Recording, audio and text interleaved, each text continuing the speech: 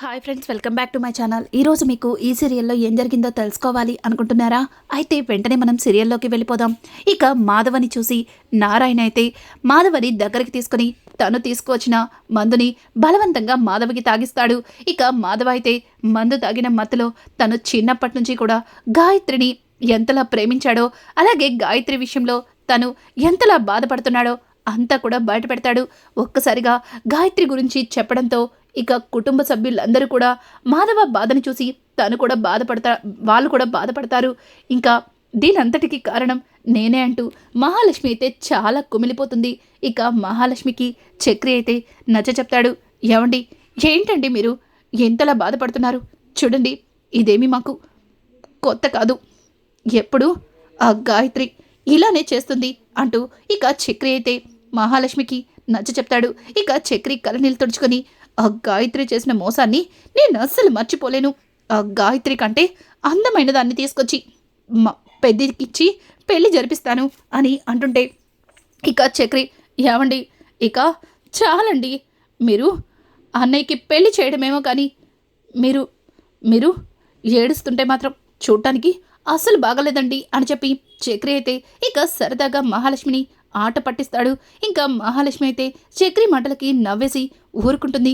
అమ్మయ్య, నవ్వారు కదా అని చెప్పి ఇంకా చక్రి అయితే ఇక మహాలక్ష్మిని చూసి నవ్వుతాడు. అలా ఉదయాన్నే ఇక మాధవలేసి కిచెన్లో ఏదో చేస్తూ ఉండగా ఇంకా ఇంతలో మహా అయితే మాధవ దగ్గరికి వెళ్తుంది. మాధవ, అమ్మ మహా, లేచావా? ఆగమ్మా, ఇప్పుడే నీకు కాఫీ పెట్టిస్తాను అని అంటుంటే, వద్దు వద్దు పెద్ది, నేనొచ్చింది కాఫీ కోసమో టీ కోసమో టిఫిన్ కోసమో కాదు, మీకు సారీ చెప్పడానికి అని అంటుంటే, చూడమ్మా మహా, ఇక ఆ విషయాన్ని నిన్నటితోనే మర్చిపోయాను. మళ్ళీ ఇప్పుడు దాని గురించి నా దగ్గర ఎత్తకమ్మా అని అంటుంటే ఇక మహా అయితే, లేదు లేదు పెద్ది, నీ విషయంలో నేను కొంచెం కూడా ఆలోచించలేకపోయాను. గాయత్రి చెప్పిన మాటల్ని నిజమని గట్టిగా నమ్మి నిన్ను అక్కడి దాకా తీసుకెళ్లాను. నా వల్ల నువ్వు ఎంత బాధపడ్డావో నిన్న నైటే చూశాను అని అంటుంటే, చూడమ్మా మహా, అదేదో తాగిన మైకంలో అలా మాట్లాడేశాను అంతే.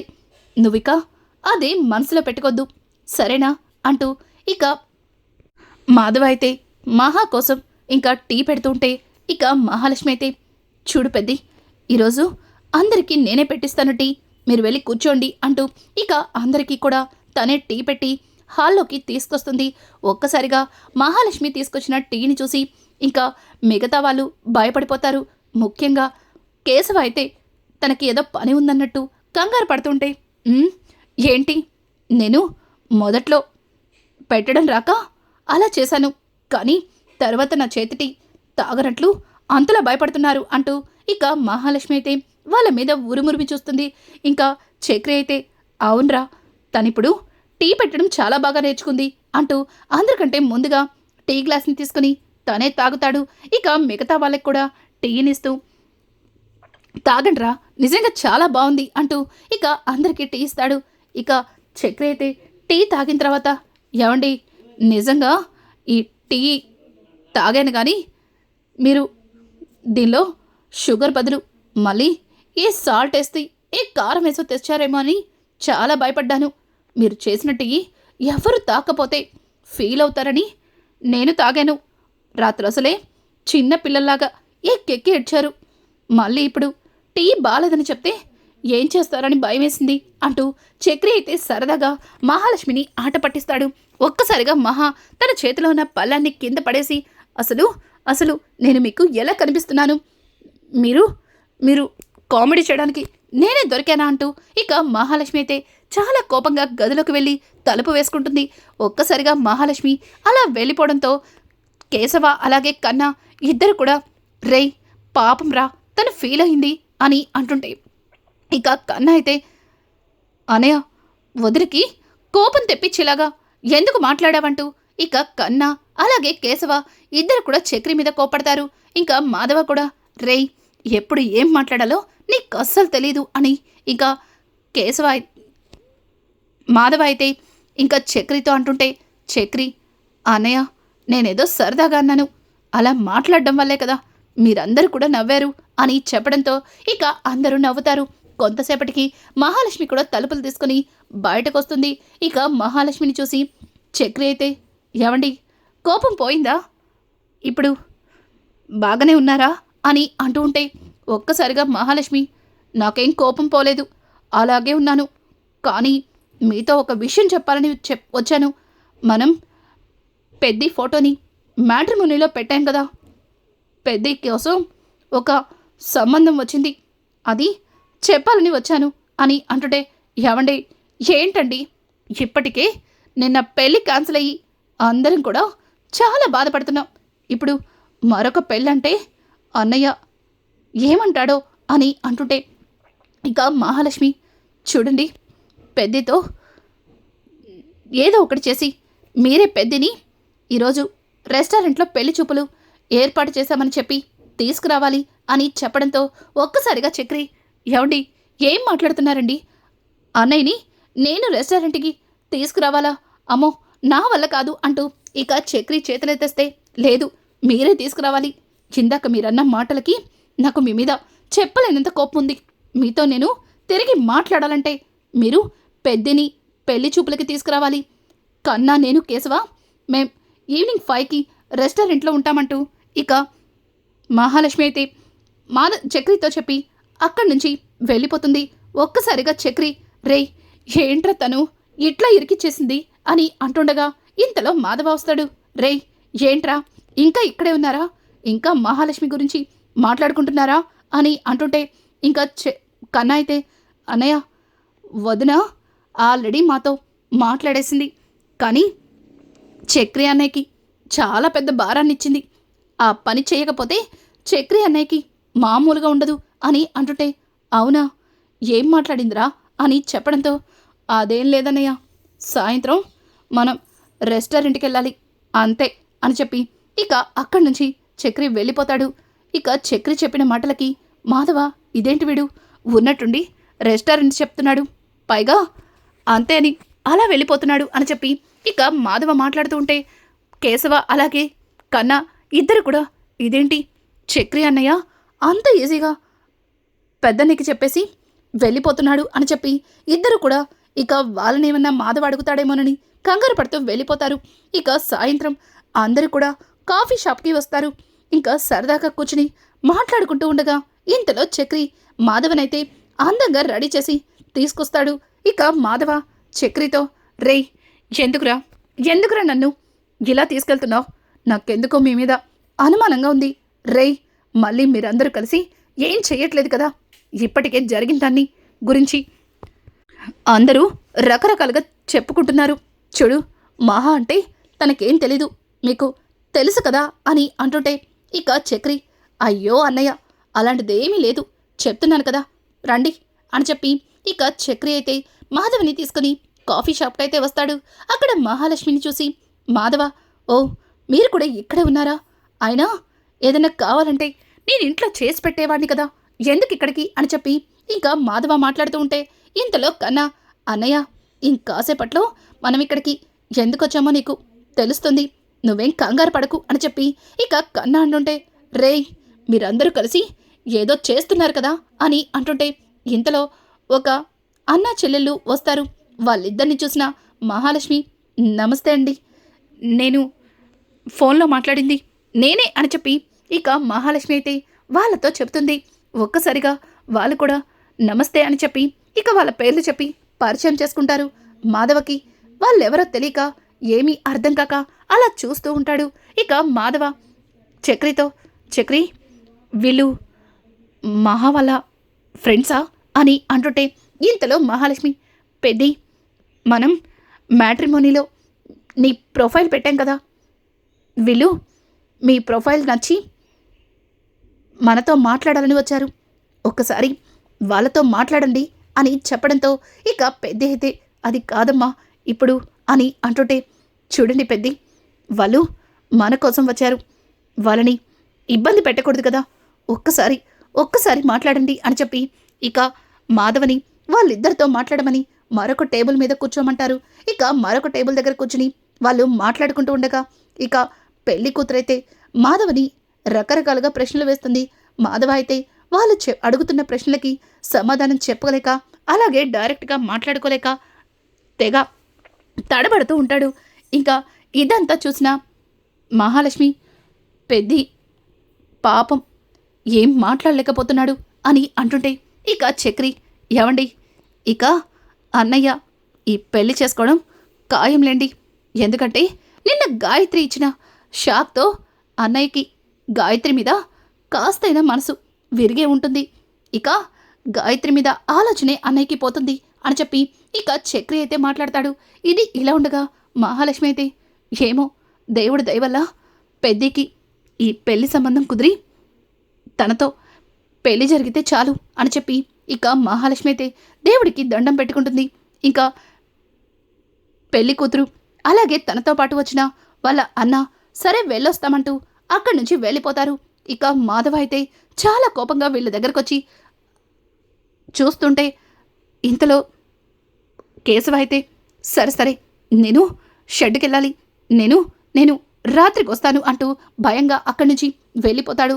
ఇక చక్రి అయితే ఏమండి, నాకు కూడా పని ఉంది, నేను తర్వాత వస్తాను అని అంటుంటే, ఎక్కడికి వెళ్ళేది, అందరం కలిసే ఇంటికి వెళ్ళాలి అంటూ మహాలక్ష్మి అయితే ఇక చక్రితో చెప్పడంతో కన్నా అయితే వదినా, నాకు అన్నయ్యని చూస్తుంటే భయంగా ఉంది, ఇంటికి వెళ్ళాక అన్నయ్య ఏం చేస్తాడో ఏంటో అని చెప్పి ఇక కన్నా అయితే భయపడుతూ ఉంటాడు.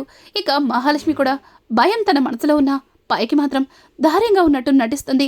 ఇక ఇంటికి వెళ్ళడంతోనే మాధవ, అమ్మ మహా, ఏంటమ్మా ఇది, ఇప్పుడప్పుడే ఈ పెళ్ళి ఇలాంటివేవి వద్దని చెప్పాను కదా, ఎందుకమ్మా మళ్ళీ నాకు పెళ్లి చేయాలని ఆలోచిస్తున్నావు అని చెప్పి ఇక మాధవ అయితే మహాలక్ష్మిని అడుగుతూ ఉంటే, మహాలక్ష్మి చూడండి పెద్ది, మీరు పెళ్లి చేసుకోవాలి, అలాగే మీ భార్యతో సంతోషంగా ఉండాలి, మీ గురించి ఆలోచించని ఆ గాయత్రి గురించి ఆలోచిస్తూ ఇంకా ఎన్ని రోజులని ఇలా బాధపడతారు, మీరిక ఏం మాట్లాడద్దు అని చెప్పి ఇక మహాలక్ష్మి అయితే మాధవకి నచ్చ చెప్తుంది.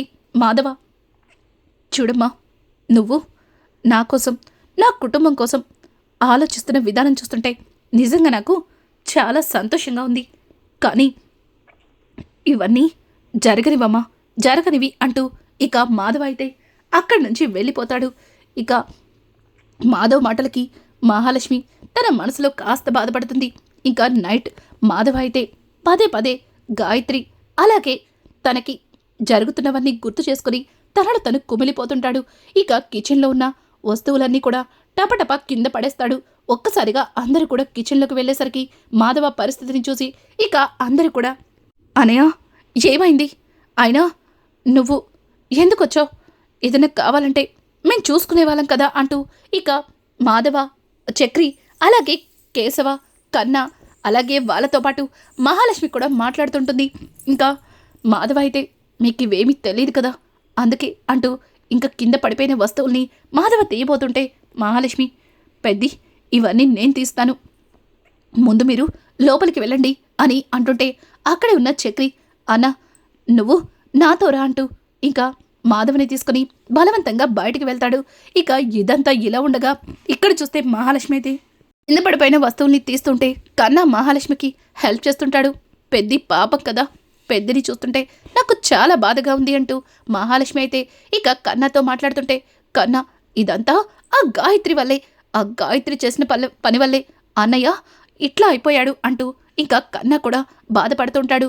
ఇంకా చక్రి అయితే మాధవని బయటికి తీసుకెళ్ళి, అన్నా నువ్వు బాధపడుతున్నావని నాకు అర్థమైంది, నీ మనసేం బాగాలేదని నాకు తెలుస్తుంది, చూడన్నా నీ మనసు మళ్ళీ కుదుటి పడాలన్నా, నీ బాధ మొత్తం పోవాలన్నా నీకు డ్రింక్ పడాల్సిందే అంటూ ఇక తను వాళ్ళ నాన్న దాచిపెట్టిన కొన్ని మందు సీసాల్ని తీసి వాటిలో ఒక గ్లాసులో డ్రింక్ పోసి ఇంకా మాధవకి ఇస్తాడు. ఒక్కసారిగా మాధవ, రే ఏంట్రా ఇదంతా, అయినా ఇదంతా ఏంట్రా, నువ్వు మాకు తెలియకుండా ఇలాంటి పని కూడా చేస్తున్నావా అంటూ ఇక మాధవ అయితే చక్రిని అడుగుతుంటే, అయ్యయ్యో అన్నయ్య ఏం మాట్లాడుతున్నావు, నేను ఎట్లాంటి వాడినో నీకు బాగా తెలుసు, చూడన్నా నీ మనసేం బాగాలేదు, నువ్వు చాలా బాధపడుతున్నావు, అందుకే ఇది తీసుకుంటే నువ్వు అన్నీ మర్చిపోయి ప్రశాంతంగా నిద్రపోతావంటూ ఇక చక్రి అయితే కావాలని మందు పోస్తున్నట్టుగా చేసి గ్లాస్లో సోడాని పోసి ఇంకా మాధవకి ఇస్తాడు. మాధవ అయితే తను తాగుతుంది నిజంగా మందే అని చెప్పి ఇక తాగేసి మత్తుతో గట్టిగా అరుస్తూ, ఏయ్ గాయత్రి, నువ్వేమన్నా పెద్ద అందగత్తం అనుకుంటున్నావా? నువ్వు లేకపోతే నేను బ్రతకలేననుకుంటున్నావా అంటూ గట్టిగా అరవడంతో ఒక్కసారిగా ఇక కేశవ అలాగే కన్నా మహాలక్ష్మి బయటికి వస్తారు. ఇక కేశవ అయితే గబగబా అక్కడికి వచ్చి, అన్నా ఏమైంది? రేయ్ చక్రి, ఏంట్రా ఇది? నువ్వే అన్నయ్యని తాగిస్తున్నావా అని అంటుంటే, రేయ్ నీకేం తెలీదు, అన్నా మనసేం బాగాలేదు, అన్నా నువ్వు తాగుతూ ఉండు అని చెప్పి ఇక ఆ సోడాని తీసుకుని కేశవ చేయి పట్టుకుని పక్కకైతే వెళ్తాడు. ఇక కేశవ అయితే చక్రి మీద కోపంతో, రేయ్ నువ్వేం చేస్తున్నావో నీకేమన్నా అర్థమవుతుందా? నేను తాగుబోతుని చేస్తావా ఏంటి అని చెప్పి ఇక కేశవ అయితే చక్రిని అడుగుతుంటే, రేయ్ అన్నయ్య తాగింది కేవలం సోడానే, కాకపోతే అన్నయ్య అదే మందనుకుంటున్నాడు, కావాలంటే చూడు అని చెప్పి ఇక చక్రి అయితే సోడాని కేశవకి ఇస్తాడు. కేశవ సోడా స్మెల్ చేసి, అవును ఇది సోడా కదా అని అంటుంటే, రేయ్ మందు స్మెల్ కూడా ఎలా ఉంటుందో చూపిస్తాను అంటూ ఇంకా నారాయణ తెచ్చుకునే మందు బాటిల్ స్మెల్ని ఇక కేశవకి చూపిస్తాడు. అలాగే కన్నాకి కూడా సోడా స్మెల్ చూపించి, అన్నయ్య తాగింది కేవలం సోడానే, కానీ అన్నయ్య మందు తాగానని కాస్త ఎక్కువ ఎమోషనల్ అవుతున్నాడు అంతే. చూడు, నాకు అన్నయ్యని ఎలా చూసుకోవాలో తెలుసు, అన్నయ్య బాధని తీర్చడం కోసం, అన్నయ్య మనస్ఫూర్తిగా ప్రశాంతంగా పడుకోవడం కోసమే ఇలా చేశాను అంటూ ఇక చక్రి అయితే మాధవ గురించి మాట్లాడుతూ ఉంటే ఒక్కసారిగా మహాలక్ష్మి అయితే చక్రిని చూస్తూ ఉండిపోతుంది. అలాగే చక్రి మాధవ విషయంలో తీసుకున్న కేరింగ్ చూసి తను చాలా సంతోషపడుతుంది. మొదటిసారిగా మహాలక్ష్మి మనసులో చక్రి మీద ప్రేమ మొదలవటానికి ఇదే పాయింట్. ఇక ఇక్కడి నుంచి మహాలక్ష్మి చక్రిల మధ్యలో ప్రేమ ఎలా చిగురించిపోతుంది, అలాగే మాధవ మనసును మార్చి ఇక మాధవకి మరొక పెళ్లి ఎలా చేయబోతున్నారు. ఇట్లాంటి లేటెస్ట్ ఎపిసోడ్స్ మీకు మరిన్ని కావాలి అనుకుంటే మా ఛానల్ని సబ్స్క్రైబ్ చేసుకోవడం మాత్రం మర్చిపోకండి. Thanks for watching. Hi friends, welcome back to my channel. ఈరోజు మీకు ఈ సీరియల్లో ఏం జరిగిందో తెలుసుకోవాలి అనుకుంటున్నారా?